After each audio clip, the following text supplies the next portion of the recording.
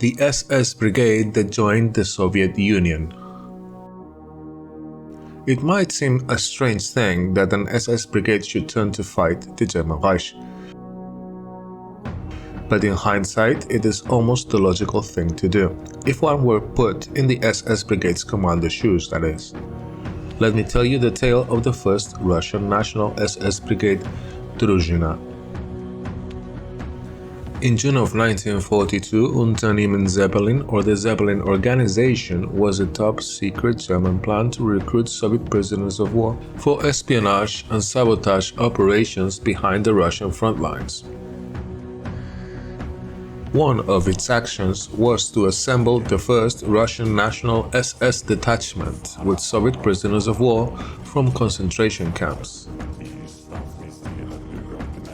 It started in Oflag 68, a concentration camp for officers in the Polish town of Suwałki. The former Chief of Staff of the Soviet 229th Rifle Division, Lieutenant Colonel or General Lieutenant Vladimir Vladimirovich Gil Radionov, was thus put in command of the new Fighting Union of Russian Nationalists, or the BSRN. In 1943, the regiment wore the uniform of the SS, that is, a grey tunic with black buttonholes and an eagle on the left sleeve, caps with a Totenkopf skull symbol, and brown shirts with a tie. The command staff wore golden epaulettes or shoulder boards, and both soldiers and officers wore a sleeve ribbon with the inscription "For Russia." The brigade's banner was supposedly a huge black velvet cloth with the image of Adam's head or the Totenkopf skull in golden color. The uniforms and symbols of the Druzhina Brigade have been the subject of a heated debate, especially in Belarus and Russia, for a very long time, since there are very few pictures and documents available to study. It is also still a sensitive subject for many people there. According to a partisan named Volkov, in October of 1943, the soldiers were dressed in German military uniforms with a diamond-shaped tricolor white, blue and red patch on the sleeve with 3 Russian letters ROA and with the red ribbon sewn on the cap. The brigade participated in small-scale anti-partisan activities, including the action in the small town of Parchev in Poland. In May of 1943, the Druzhina participated in Operation Cottbus, alongside the infamous SS Brigade der Levanger in northern Belarus, in the area around the towns of Ushachi, Lepiel and Begomul. Numerous villages were depopulated and burned to the ground as part of this action. The official result of the operation was that about 9,800 people had been killed, 6,087 killed in battle and 3,709 executed, and 4,997 men, but only 1,056 women, had been collected as forced labor. These are the official German figures, but not all Kampfgruppen reported them, and the actual estimates raised the number of victims to at least 20,000. It was a truly heinous crime. 59 German troops died, and from this ratio, it is logical to assume that most victims were unarmed civilians. Because of these activities, the Vlasovites abandoned the idea of including the brigade in the ROA, since fighting against the partisans was hurting the soldiers' morale. Walter Schellenberg, the head of the Sicherheitsdienst des Reichsführers SS, or the security service of the Reichsführers SS, or SD, said, and I quote, "I spoke with Gil several times, and I could not shake the feeling that his anti-Soviet position was shaken. The manner in which he criticized the mistakes of the German leadership in relation to Russia in referring to the German propaganda about the Russian subhuman or Untermensch had such a connotation that it should have aroused suspicion." Unquote. In July of 1943, the total number of soldiers reached 3,000, and among them there were no more than 20% prisoners of war, since up to 80% were policemen and mobilized local civilians. In May of 1943, At the direction of the central headquarters of the partisan movement, the TSSHPD paid attention to the Druzhina because of the fact that the Russian formation of the SS, in addition to successful actions against the partisans, could serve as a base for the Russian Liberation Army. Therefore, the partisans received an order to destroy the brigade at all costs. High casualties and the declining general situation after the Battle of Kursk in the Eastern Front made Gil Rodionov consider changing sides once more. The Druzhina situation was worsening, as attested by Obersturmbannführer Appel in a report to his superiors where he described the worsening general mood and lack of discipline. He described the camp as being freely visited by Soviet partisans. He also said the soldiers were drunk all the time, living a free life of bandits.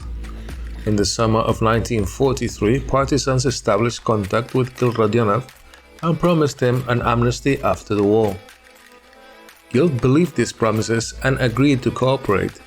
Rodionov promised to hand over prominent Russian turncoats, such as SS Hauptsturmführer Leonid Prince Sviatopolk Mirsky and the Chief of Staff on Counter-Espionage Pavel Vasilievich Bogdanov.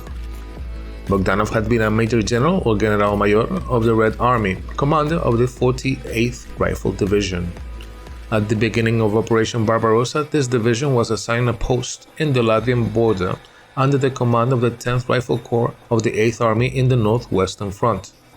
The commander of the 8th Army, Lieutenant General or General Lieutenant Sobyanikov, described the division's plight in this way, and I quote, "This good division was suddenly attacked from the air, as well as by German ground forces that had broken through the border defenses. It suffered heavy losses and was defeated before reaching its destination post at the border." End quote.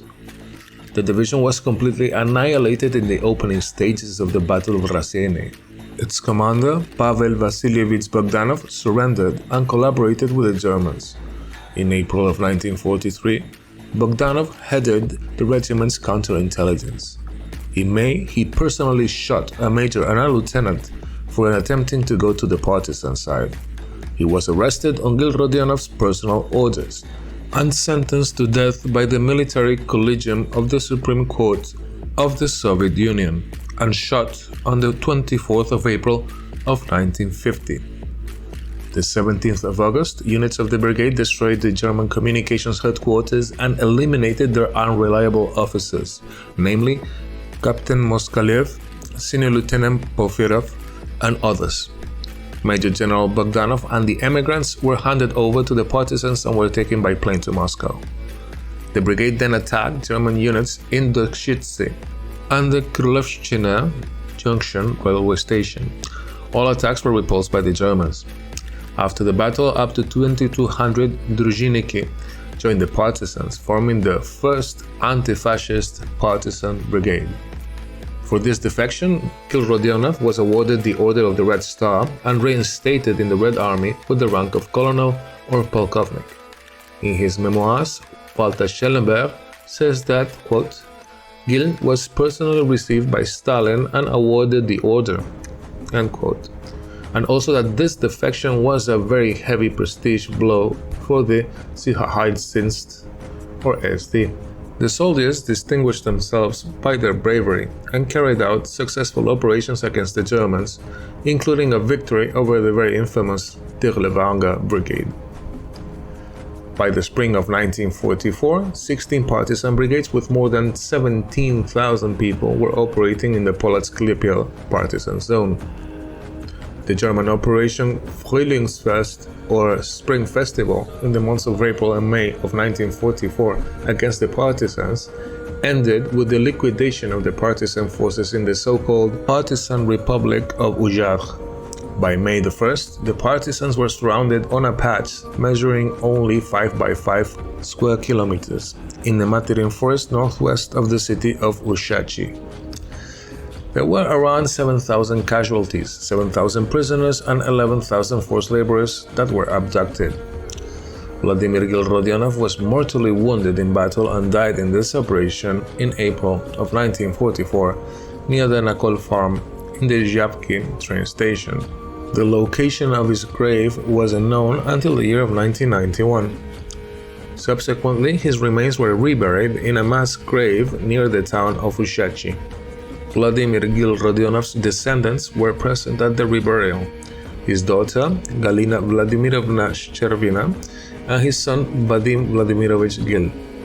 The surviving fighters of the first anti-fascist partisan brigade after the war were sentenced to long terms in labor camps, with an average sentence of 10 years.